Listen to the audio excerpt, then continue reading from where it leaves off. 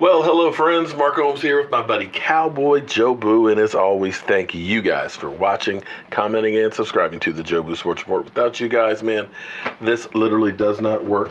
Let's get open for business here on this Friday evening, and let's wake up the football gods.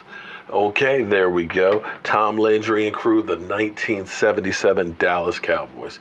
And you know, I hope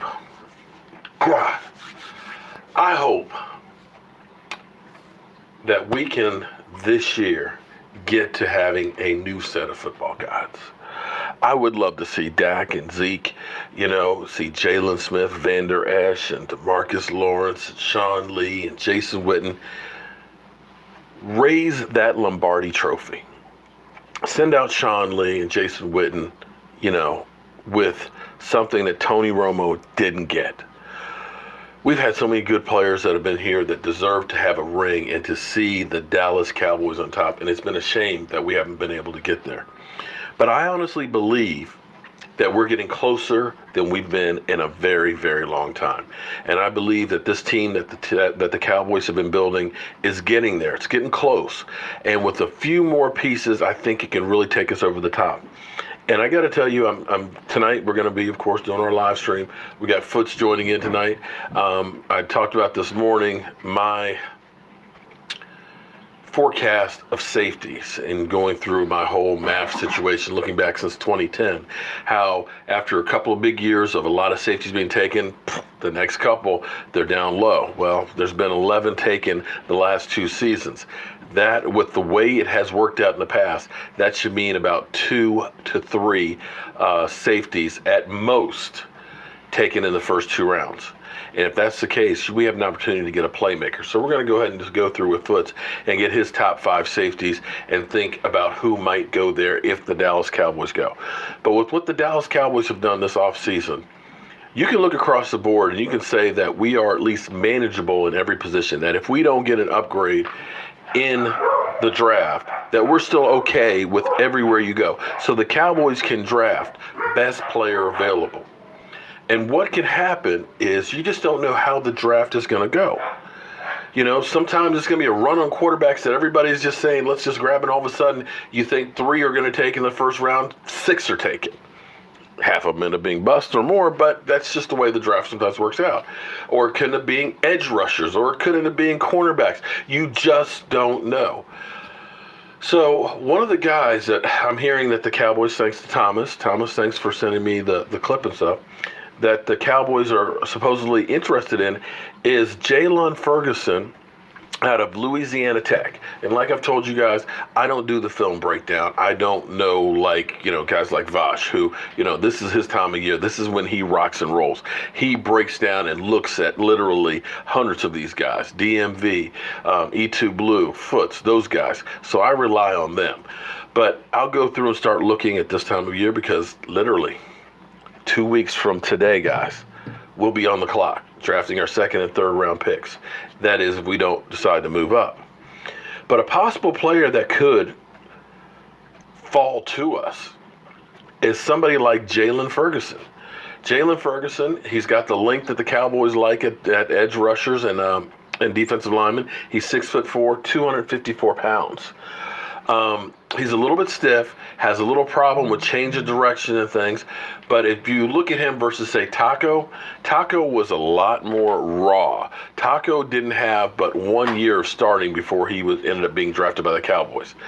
Jaylon, on the other hand, is a 4-year starter and has more sacks. Oh, my God. Sacks than anyone, including 6 as a freshman in college. They convinced him after kind of a slower junior year, where I think he only had 8, to come back to college for a senior year. And he was just an absolute positive beast. 64 tackles, 22 tackles for loss, and 17 and a half sacks. 17 and a half sacks and 2 forced fumbles. Let's take a look at some highlights here. The things that I like about him is he seems relentless. And when he hits you, he hits. I like the way he goes around the edge. Look at this. Boom, bam, coming around. grabs his hands out, he gets that hand out ready to club, and you watch him. Boom. He will get a push. He is literally like a bulldozer, and he keeps coming and keeps coming. It just does not give up. Now look at this. Boom. Outside, dips the shoulder, comes back around, and keeps pursuing the quarterback. Bam. Backside. Love it. Love it. The guy is an absolute beast. Now again, more than likely he will be picked up before the Cowboys have an opportunity, but you don't know if somebody like him falls to you. And this is where the Dallas Cowboys have actually been really, really good this year by filling in all those holes. Because, see, when we drafted Taco, and I remember being there in Philadelphia, you know, that stank. It stinks in Philadelphia. I mean, it really stinks. And Philly, can you guys get a few vegetables to go with your, like, steak or dog meat subs or whatever you want to call them, those cheese steaks, you know, put a little lettuce, tomatoes, and some onions and mushrooms on them. Okay? You know, I like a little bit of, just a little bit of vegetables, okay? But I remember being there and watching the draft unfold. Cowboys had a late pick, of course, because 2016 was a good season, but we knew we needed edge rushers. We knew this. But drafting late in the 20s, they started flying off the boards. And you knew that by the time our second pick came up, there was going to be no chance to get an edge rusher. So the Cowboys said, Taco fits our build. We like tall guys, lean guys, you know, that's 6 foot, you know, 2, 3, 4 range. He's raw, but he's got our fit. They looked at TJ Watt. And they said, nah, he doesn't fit our, you know, the build that we like. He's too short. Nah, okay. Be it as it may. They have what they like, and they figured that Taco was the one. They reached for him. Taco really was more of a second-round talent, but they knew if we don't get that guy now, we're not going to get one. So they reached for him, and it ended up so far, and I'm not ready to give up on Taco yet because it takes time to develop. But they reached for him. Now, this is where the strategy that we've had now, where we've actually used free agency for once to fill in our holes, that we can draft the best person available. I still believe that they're going to draft a safety. I think safety is going to be one of those positions that you're going to see, I think, at worst, the third best safety still on the board. Maybe even the second. And some past years, in the first 2 rounds, since 2010, twice, there's been no safeties drafted the first 2 rounds. And that gives you an opportunity to maybe get a game changer.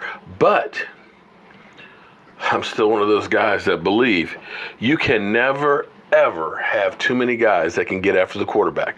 And my philosophy has always been, you get the biggest bang for the buck when you're talking about pass rushers or defensive linemen, because they help on every single level. You can have a great cornerback, but if you got no pass rush, he can't hold up for 6, 7, 8, 9 seconds. Any average quarterback will find receivers open. And unless you got 4 lights out cornerbacks, you're not stopping him if you don't have a pass rush.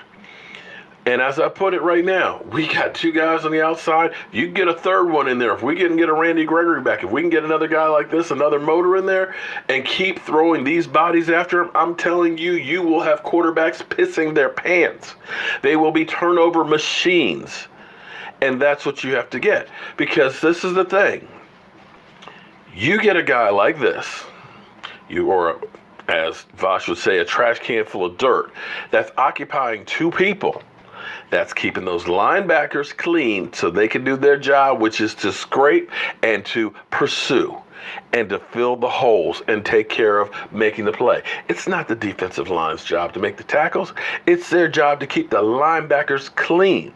And the more of those guys that you can have up there eating up space and getting that quarterback saying, I need to keep the tight end in, I need to keep the running back in over here, I need 2 tight ends out here. That means it's less people in pass cover. So you know what that does? That means your cornerbacks have it a little bit easier because there's not so much to cover. So we're getting ready for this draft. We'll see what happens. Hopefully we can get one of these guys that are going to end up basically changing the narrative and becoming an instant impact for our Dallas Cowboys.